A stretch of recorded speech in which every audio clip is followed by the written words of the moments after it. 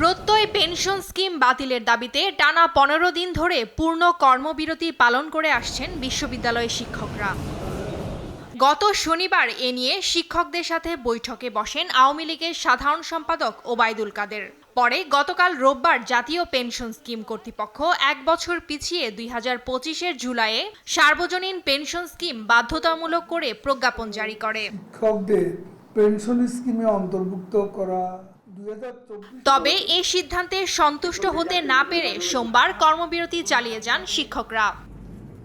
পূর্ণ কর্মবিরতির অংশ হিসেবে বেলা 11টা থেকে 12টা পর্যন্ত অবস্থান কর্মসূচি পালন করেছেন বরিশাল বিশ্ববিদ্যালয়ের শিক্ষকরা।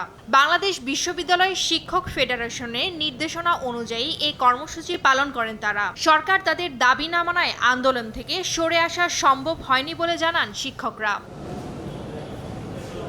ময়মনসিংহে সর্বজনীন পেনশন প্রত্যয় স্কিমের বৈষম্যমূলক প্রজ্ঞাপন প্রত্যাহার, সুপার গ্রেডে বিশ্ববিদ্যালয়ের শিক্ষকদের অন্তর্ভুক্তকরণ এবং স্বতন্ত্র বেতন স্কেল প্রবর্তনের দাবিতে সংবাদ সম্মেলন করেছেন জাতীয় কবি কাজী নজরুল ইসলাম বিশ্ববিদ্যালয় শিক্ষক সমিতি।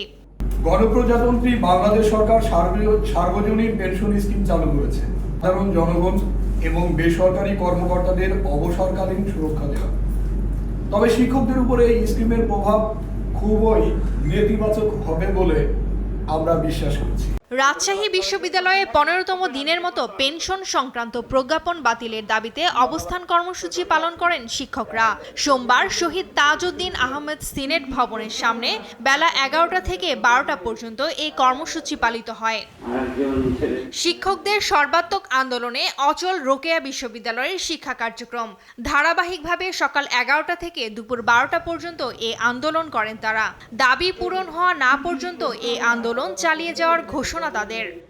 দেখা যাক এখন আমাদের ফেডারেশন নেতৃবৃন্দ কি বলে।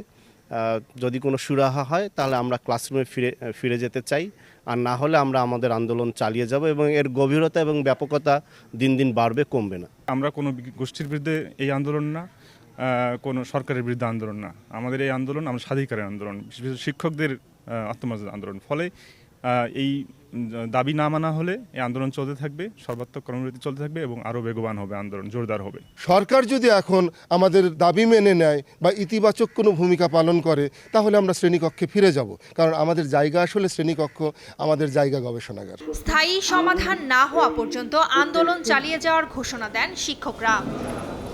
টুম্পা আফরোজ, নিউজ ডেস্ক, দেশ টিভি।